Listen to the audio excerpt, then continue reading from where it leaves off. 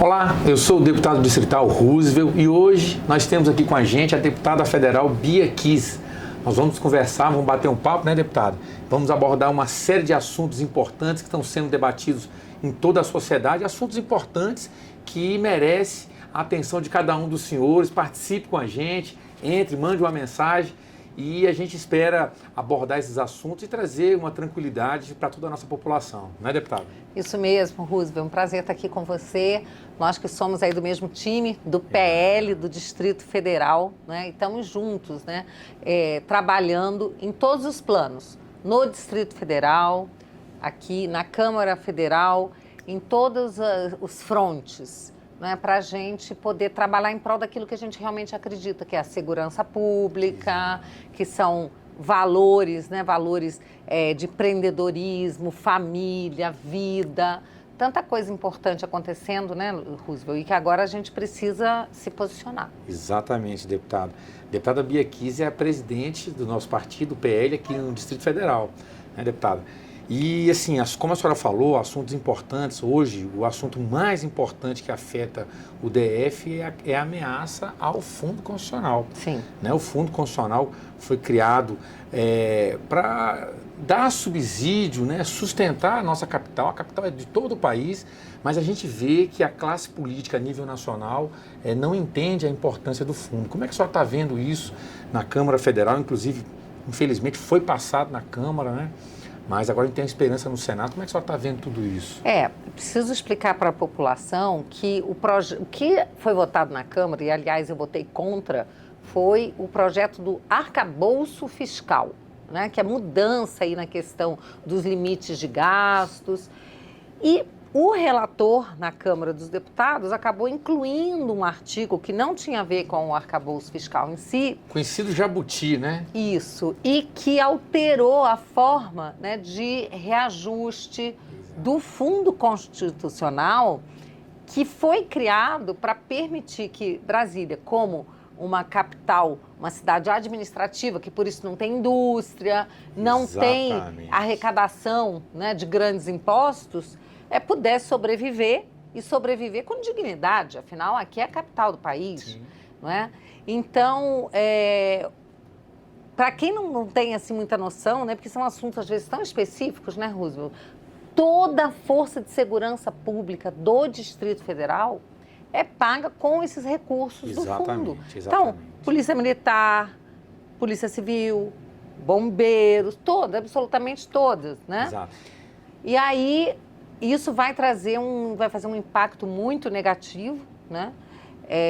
Perda de bilhões, né, para o Distrito Federal ao longo dos próximos anos.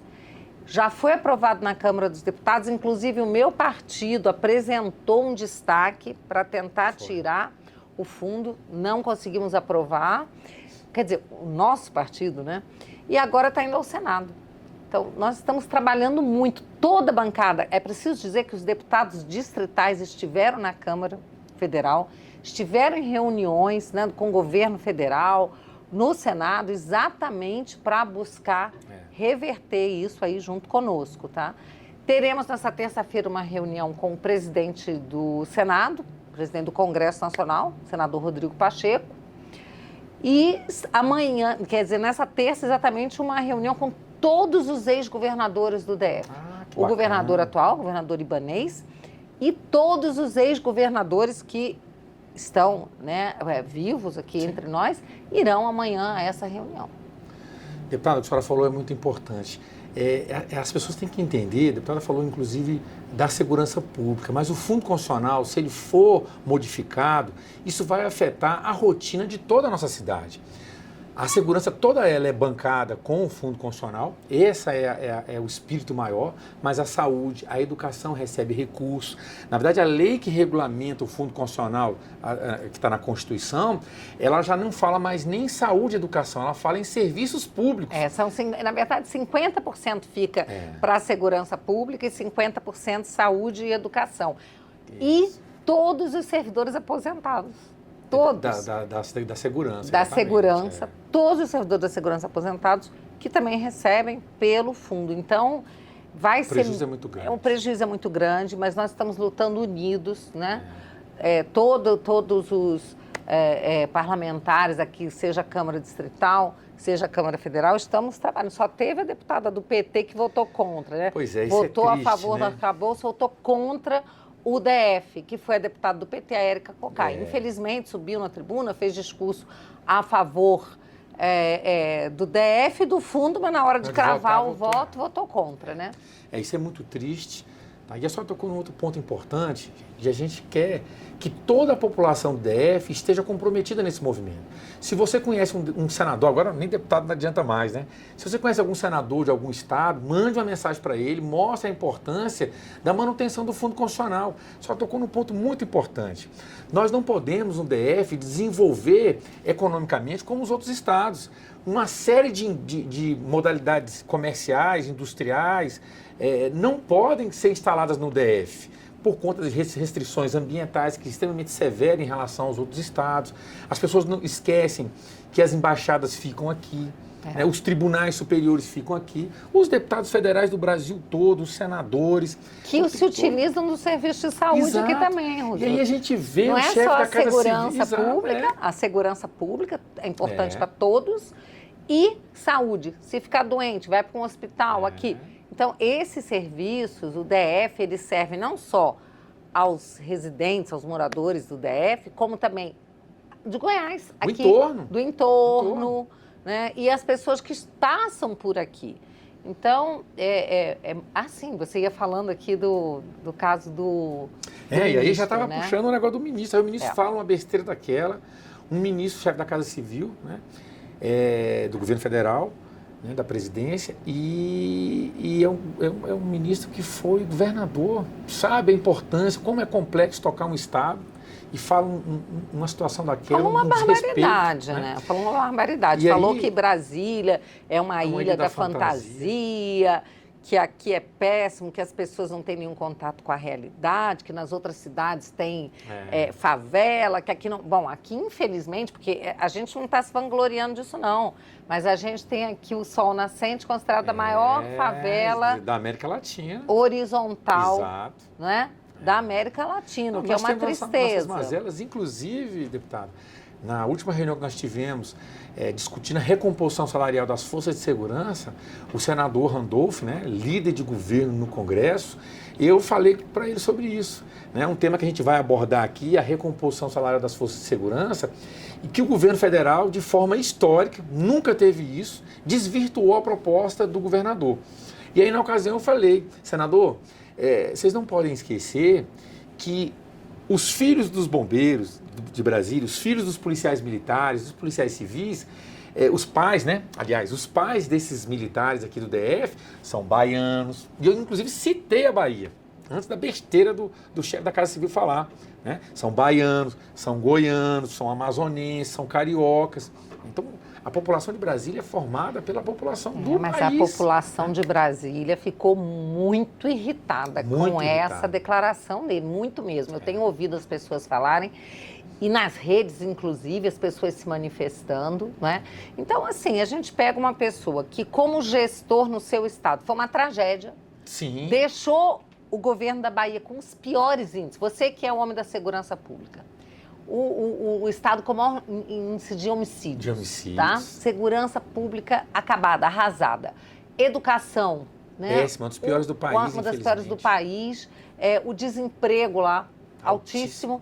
Os piores índices foram da Bahia. Então, esse sujeito que vem para cá, para dar pitaco aqui no Distrito Federal, sabe, vem falar mal do Distrito Federal, essa terra que a gente ama. O governador Ibanez foi muito feliz, né? Dizer que... Ele foi curto e grosso, né? Ele foi curto e grosso.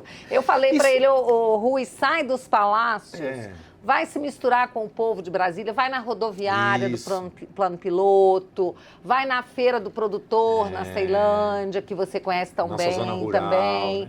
Né? Vai nos parques da cidade, vai ver o povo. Né? E aí entraram, inclusive, baianos que não gostam dele, né? Falando, ele nem aqui na Bahia, ali onde o povo está, que dirá aí no DF. Ele está desconectado da sociedade. É verdade. Né? Se ele não conhece a capital do país dele, né? vai conhecer o estado dele, que é um estado bonito, uma população maravilhosa, mas que infelizmente teve um péssimo gestor. Agora ficou marcado, né? Ali ficou a digital de quem arquitetou aí tudo isso. essa emenda, né? Essa mudança que foi feita. Que o deputado federal de qual estado? É da Bahia. Da Bahia. Então, né? Então ficou ali a digital de que o Rui Costa realmente né, quer prejudicar o DF. Dizem aí, viu, gente? Vou falar. Aqui a gente pode falar sem censura? Claro. Então vamos mandar ver aí.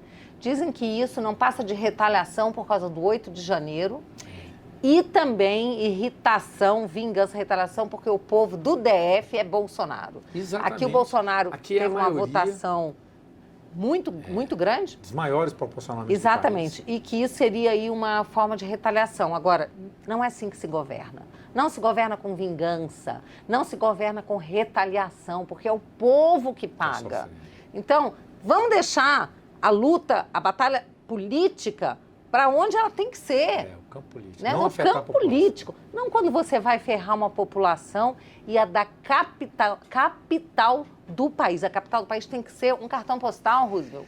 Tanto que a senhora está falando é verdade, que na última reunião que teve para tratar da recomposição salarial, que a senhora tem acompanhado, tem lutado muito, o governo federal apresentou uma proposta parcelando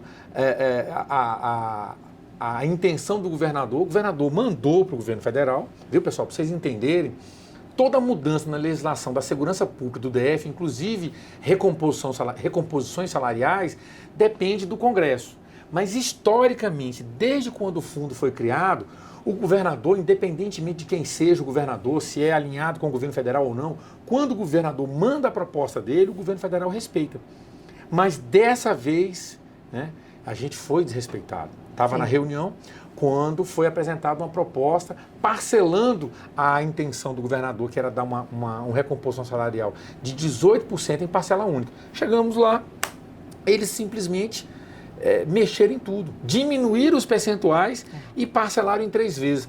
E tiveram o desplante de dizer que esses valores, dado o aumento em uma parcela só, iria comprometer o orçamento do DF. Falei, olha, você me desculpe dizer, mas você está chamando nós, deputados, o governador e os secretários de incompetentes e irresponsáveis. Porque quem conhece as contas do DF, as dificuldades do DF, somos nós. Né? Saímos lá todo mundo indignado, chamaram a gente para uma próxima reunião no dia 12, tá, deputada? E a gente espera que respeite o pacto federativo. Sim. Né? O pacto federativo, o governador, essa é a vontade do governador do DF e bote para caminhar, emita a medida provisória, mande o PLN, né, para a Câmara e a gente possa reconhecer o trabalho das forças de segurança do Distrito Federal. Né? Eles prometeram uma medida provisória, que aí teria efeito imediato. Estamos aguardando que em 30 dias haveria essa medida provisória. Já passou esses 30 dias. A gente espera que mandem mesmo, logo, porque as nossas forças aqui do Distrito Federal, as forças de segurança, nós sabemos a qualidade, né? A qualidade desses homens e mulheres, né? E o DF, que já esteve em primeiro lugar, exato, né? No ranking aí das forças policiais, hoje nós somos PM, hoje está lá para trás. E é deputado, o olha Brasil só que interessante. Brasília, o Distrito Federal, sempre teve as melhores forças de segurança do país. Historicamente, nós sempre tivemos os melhores salários. Sempre nós tivemos a melhor estrutura. A única coisa que se manteve foi a qualidade dos nossos policiais, sejam eles civis ou militares, e os bombeiros. Salário, nós somos quase o último. Numericamente, nós somos o 20º. Mas quando você coloca nessa equação o custo de vida do DF, fica pior ainda. Nós ficamos o último, de longe. Verdade. Né? Então, assim, as forças de segurança estão sucateadas e quem vai sofrer com isso, infelizmente, mais uma vez, com essa vingança, é a população da cidade, né? Brasília tem 3.200.000 habitantes, mas nós temos um entorno com quase 2 milhões de habitantes. Que utilizam os serviços daqui, serviços públicos e tudo mais. Deputada, vamos mudar um pouco de assunto, vamos falar agora da descriminalização do aborto. Né? Isso é um tema que está sendo discutido. Infelizmente, nós estamos retrocedendo, né? O Brasil saindo de alguns de alguns acordos internacionais, Sim. já caminhando para... Isso é muito triste. Isso é muito triste. Como é que a senhora está vendo isso aí? A senhora está otimista? Ou a senhora acha que, infelizmente, a gente caminha para um lado ruim aí? Não, está muito ruim. Eu vou falar aqui como cristã, né? A gente que luta pela vida desde a sua concepção, né? Existem os casos em que o aborto é permitido por lei, isso desde o Código de 40, desde 1940. O problema é que existe uma agenda abortista que quer avançar nisso a todo custo, quer deixar o aborto livre, como se não houvesse uma vida dentro, né, do ventre da mãe, né? Então, eu não vou nem entrar nessa questão do aborto que é permitido pelo Código Penal nas hipóteses de estupro, de risco à vida da mãe. Não vou entrar nessa hipótese. Eu estou falando da questão de que querem avançar para permitir que até o terceiro mês possa se abortar livremente. Nossa. Livremente, sabe? E a ministra Rosa Weber, presidente do Supremo, prometeu pautar esse assunto até outubro, já nos próximos meses, né? Antes dela aposentar. E a gente sabe que existe uma agenda internacional, né? Assim, é tão dramático isso, porque já tem lugares em que se apoia, né?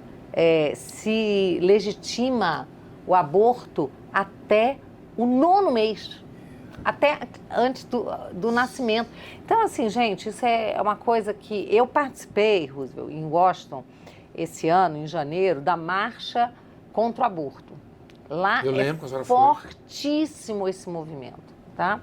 E eles vão passando nos telões na rua cenas de aborto, o que acontece com o bebê. E tem pessoas que falam assim, eu não ligo, acho que a mulher que decide, né, aquela coisa, meu corpo, minhas regras. Quando as pessoas veem o que acontece, elas ficam chocadas, falam, nossa, eu não sabia que era assim, sabe? Então é preciso que as pessoas se interem, realmente procurem entender o que é isso, sabe? Porque esse é o grande genocídio que se faz, a quantidade de bebês mortos. Então, assim, lembrando que eu não estou falando do aborto legal, porque eu não estou entrando nesse mérito aqui, tá?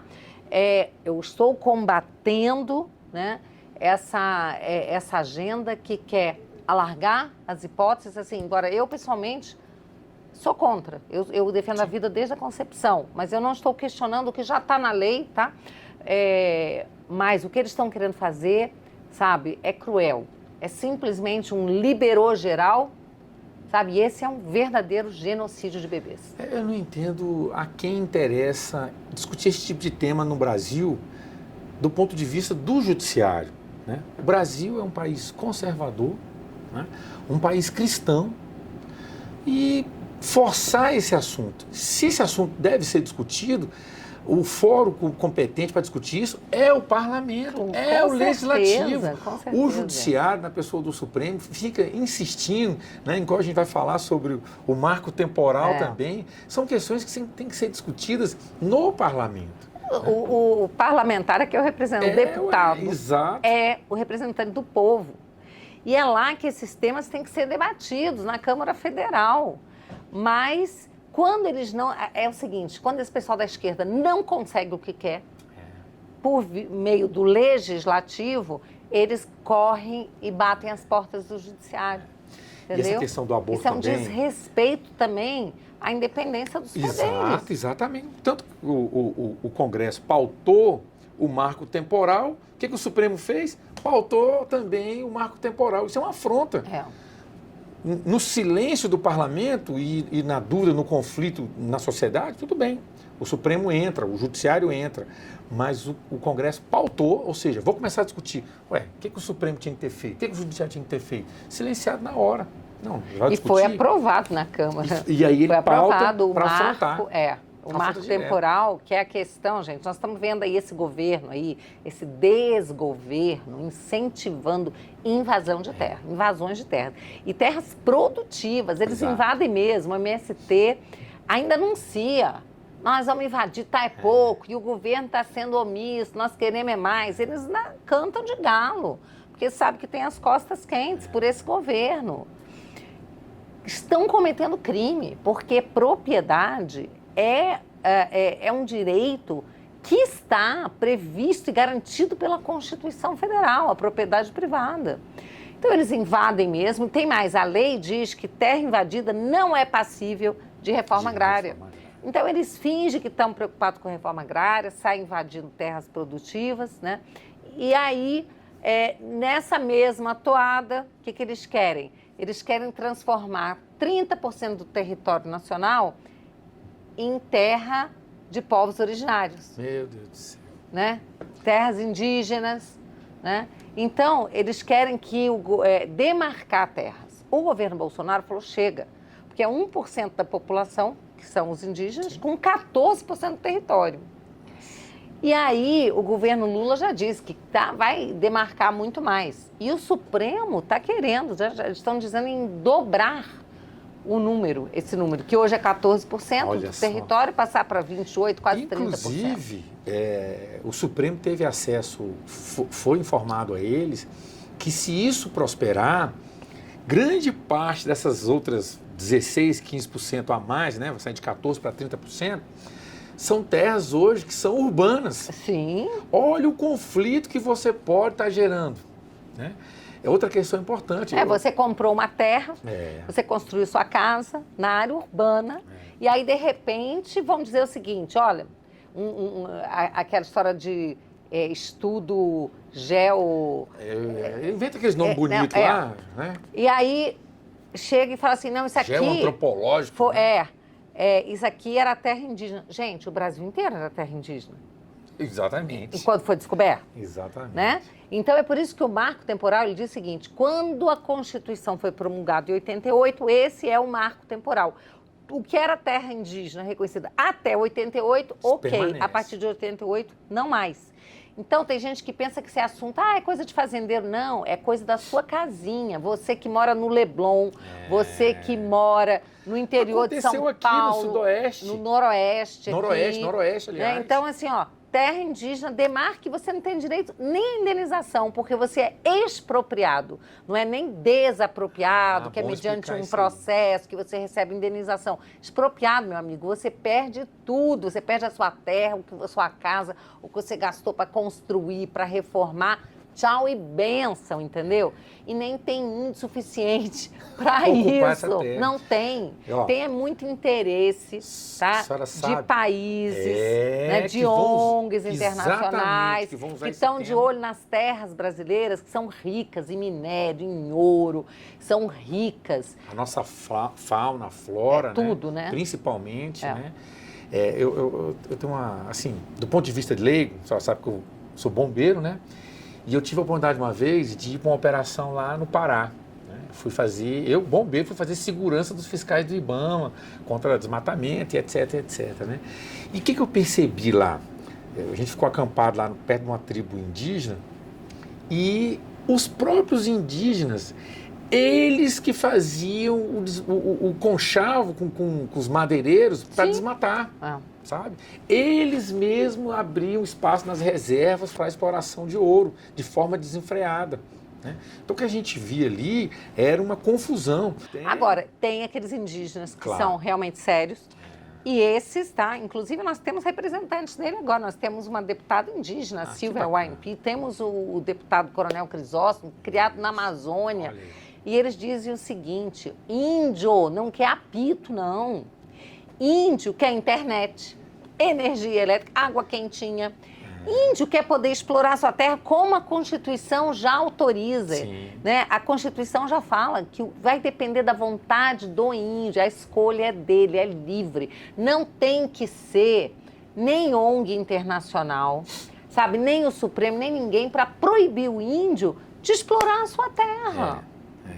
É isso que eles querem, porque na verdade não estão pensando no bem do índio. Ele pode se manter sua cultura e desenvolver, como você falou, claro, internet. Né? Bom, basta ver aí a questão aí da censura. A censura que esse governo apoia. Vai nesse outro pilar da liberdade. O PL, né? 2630 da censura.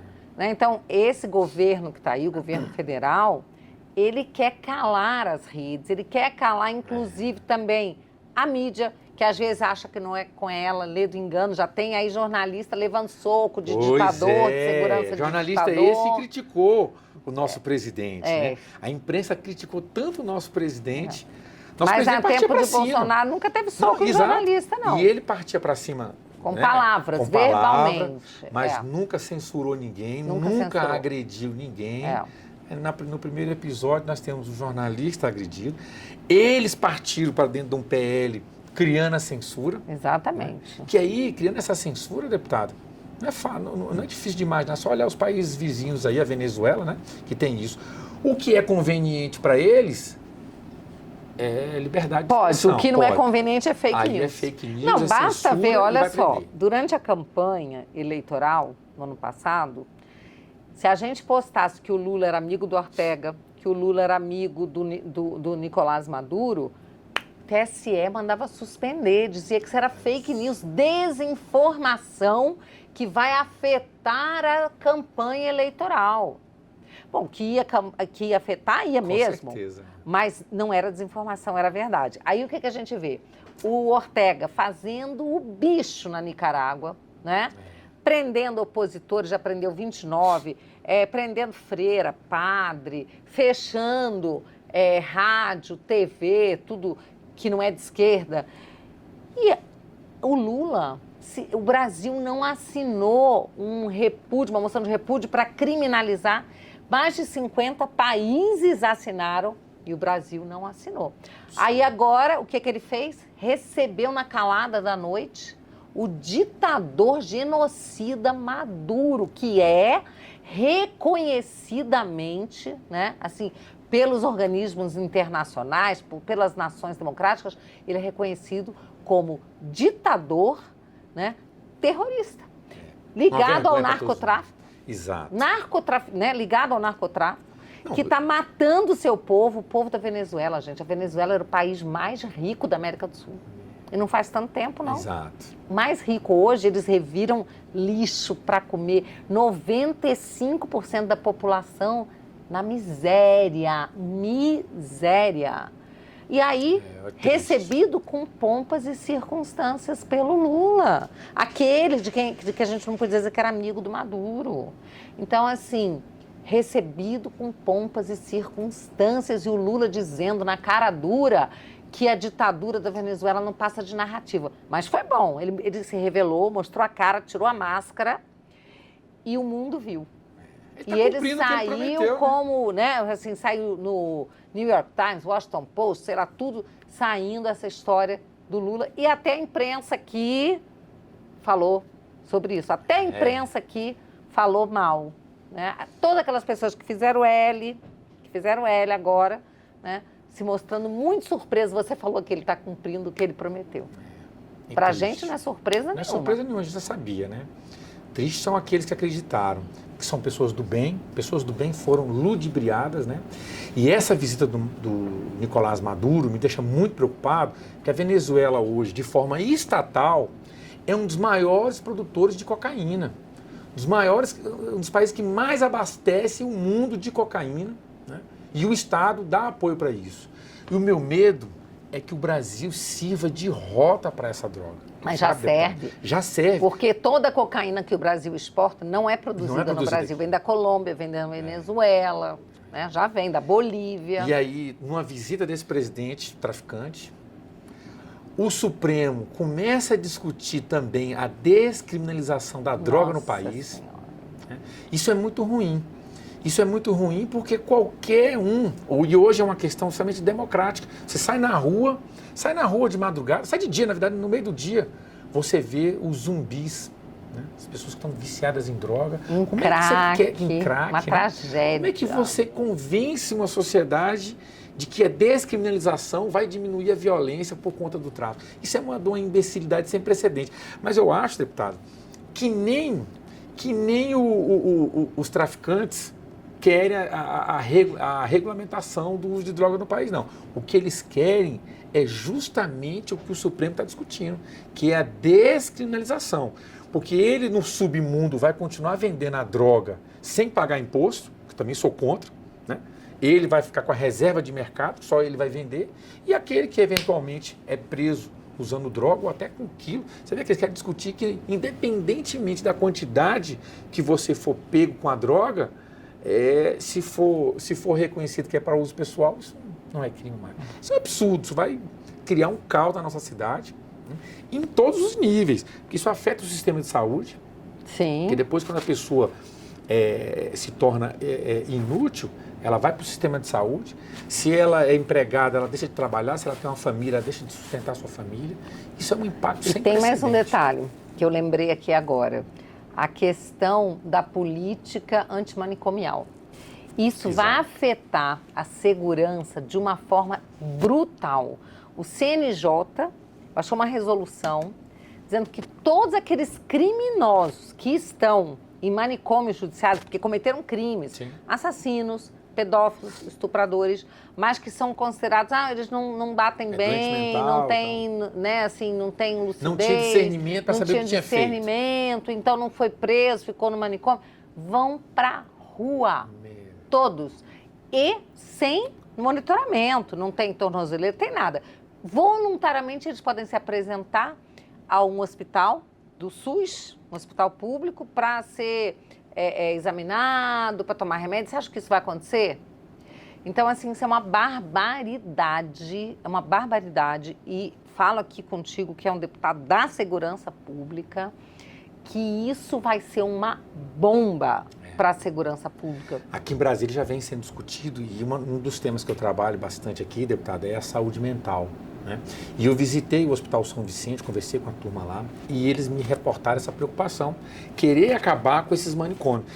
Dizer que os pacientes de doença mental, eles sejam tratados nas mesmas unidades médicas de pacientes convencionais. Isso é um problema sem precedente, porque você vai ter que ter profissionais especializados nesse tipo de tratamento. Em todos os locais. Você não vai ter. E não tem condição para isso. E é um paciente que... Assim, e esse tratamento é voluntário, ele faz se ele quiser. É impossível. Como é que você vai solicitar da pessoa uma voluntariedade numa questão que ela não tem, ela não responde mais por si? Ela não tem força de vontade, ela é um addict, né? Ela é um viciado. Não manda mais na sua própria vontade, né? Eu não sei nem sua opinião, deputada, mas eu sou a favor. Criminoso ainda. Eu sou a favor, inclusive, da internação compulsória. Sim, eu creio que sim. A família, né, pode solicitar. Né, porque tem pessoas que elas não respondem mais por si. E isso é um discurso de esquerda para varrer para debaixo do tapete um problema difícil de se resolver. Né? Você pega a situação do morador de rua e o morador em situação de rua. Né? O morador de rua é aquele que optou em morar na rua. Né? Como eu não consigo imaginar alguém, eu quero morar na rua. Ele tem consciência, ele optou em morar na rua. O morador em situação de rua é aquele, por uma série de motivos, perdeu o emprego, não sei o que, ele está na rua. Mas deixa eu te falar, tem sim, eu sei de um caso, de uma pessoa, aliás, um autor, Eckhart Tolle, um alemão, ele escreveu o livro Poder do Agora, em que ele fala que ele estava tão perdido na vida que ele resolveu abandonar tudo e virar um morador de rua. Ele dormia em banco de praça, ele passou um ano assim. E aí, depois disso, ele disse que ele teve insights por meio de meditação e escreveu esse livro fabuloso chamado O Poder do Agora, que eu vou aproveitar e recomendar, porque me lembrei disso. Ele voluntariamente largou tudo, tinha emprego, profissão, largou tudo e foi ser morador de rua. Eu vi alguns casos. Eu fui administrador ali do Bandeirante, Candangolândia e Parkway, e lá o Bandeirante, principalmente, é uma cidade onde tem muito morador de rua ou em situação de rua, né?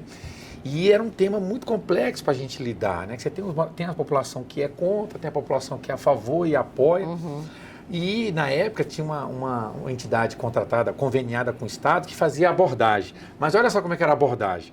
Você abordava, você está drogado ou está sob efeito de bebida alcoólica? Se o morador de rua falasse que estava, a abordagem não poderia ser feita. Eu falei, mas olha, se essa pessoa estiver drogada, ela tem drogados que ficam 24 horas por dia drogado. ali demonstra a necessidade de intervenção imediata por parte do Estado, né? Mas é um tema muito complexo também, infelizmente a esquerda vai varrendo para debaixo do tapete assim, para dizer que é um direito. Então, se não mexe, não, deixa lá. Eu sou uma parlamentar Cracolândia. também que eu destino minhas emendas, destino uma boa parte do mandato também para cuidar dessas pessoas que são exatamente os centros de terapia, né, para apoiar essas pessoas e as famílias, porque vou te falar, é um sofrimento, né? Eu sou mãe, você é pai, Sim. né? Então a gente, só de imaginar que um filho da gente pode cair numa situação dessa, né? Então a gente imagina o sofrimento de uma mãe, de um pai.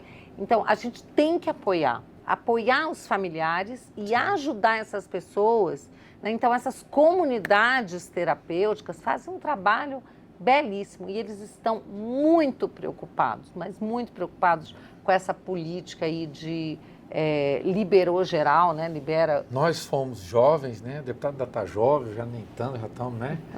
Mas a gente vê o quanto é vulnerável o jovem, né? A cabeça do jovem. Então, se ele não tiver uma boa orientação familiar, se ele não tem uma boa estrutura familiar, aí ele cai na cidade, cai na sociedade, vem o traficante, ilude ali. Então, a gente pode perder e um dos argumentos vai ser a descriminalização da droga. Não é mais crime, é bom, não sei. Então, isso é muito preocupante. E eu fico muito feliz do nosso partido, né, deputada, estar preocupado com essas questões, né, que é a proteção à vida, é o direito à propriedade, é a segurança pública. Nós vivemos num mundo, infelizmente, onde o conflito, ele está aí. Isso não é o Estado, através do seu braço forte, que é a segurança pública, né, para dar segurança para a gente desenvolver enquanto país, enquanto cidade, né. Deputada, linkando, né, essa questão da censura, da apologia à droga e a descriminalização da droga, hoje a gente vê até o absurdo de músicas sendo cantadas, inclusive por adolescentes que fazem apologia, né? Tem uma música aí que é tal de Verdinha, né? Isso para as nossas crianças, os nossos jovens, né? Isso vai entrando na cabeça, como a gente falou agora há pouco, né? Eles estão em formação, isso é muito ruim, né? E aí a gente não tem nenhum tipo de controle por parte do Estado, né? Não tem, mas é preciso dizer o seguinte, né? Que o ECA, que é o Estatuto da Criança e Adolescente, ele diz que toda a sociedade, todas as pessoas têm o dever de zelar para que a criança e o adolescente, né, tenham segurança, não cometam crimes também, né? Zelar pela formação. E aí a gente vê essas músicas, porque assim, tem uma indústria por trás disso, né? Então tem uma indústria por trás. O adolescente está lá cantando, mas tem gente faturando muito alto em cima disso e atrapalhando exatamente na formação dos jovens e das crianças que estão ouvindo aquilo, cantando como se fosse uma coisa super normal, uma super coisa tranquila. Que é criminosa, naturaliza. E a criança cresce ouvindo aquilo ali, né? Com certeza aquilo ali vai influenciar na sua formação. Sabe como é que se combate isso também, né?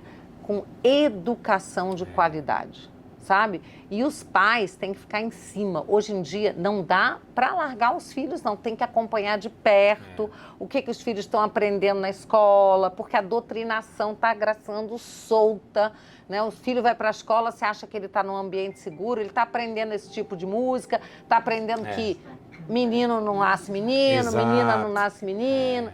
Então, essa confusão toda mexendo com a cabeça das nossas crianças. Isso mesmo.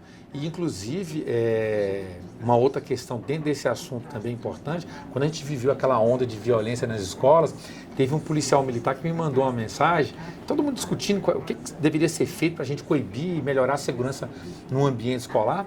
E aí um colega policial militar me mandou o seguinte: deputado, o Estado tem que entrar, tem que fortalecer a segurança nas escolas e tal, mas isso começa dentro de casa com os pais olhando a mochila das crianças. Também. A criança sai com uma faca na mochila, né? Então essa educação ela é contínua e é importante a participação dos pais, né? Pois é, a família de um modo geral. A base da sociedade. Pais, cuidem, mas cuidem de verdade dos seus filhos, que ninguém vai cuidar deles como vocês.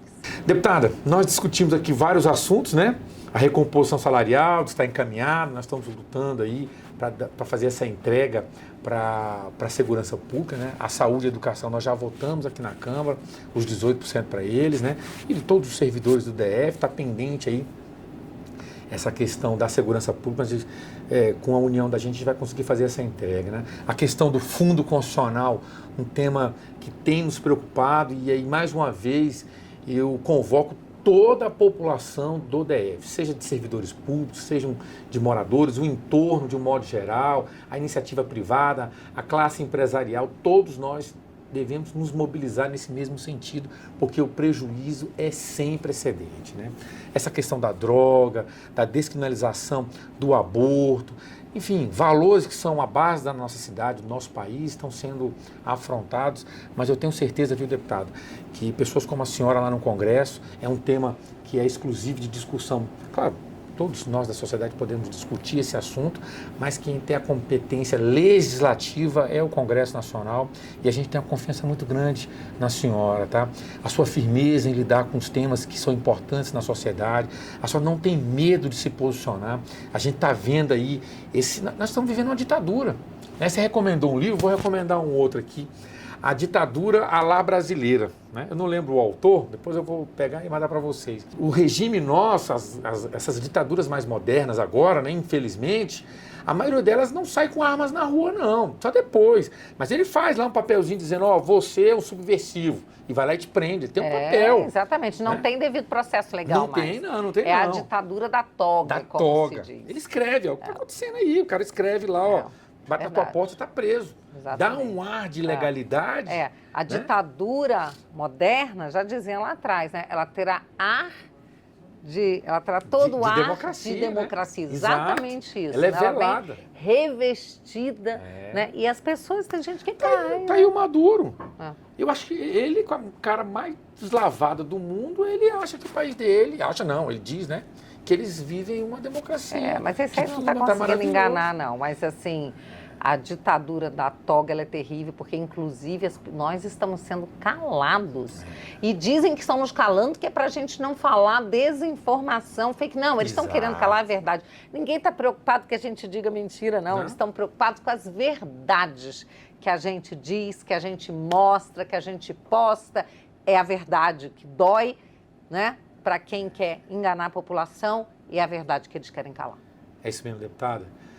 Nós somos cristãos, o deputado falou aqui, eu também sou um cristão.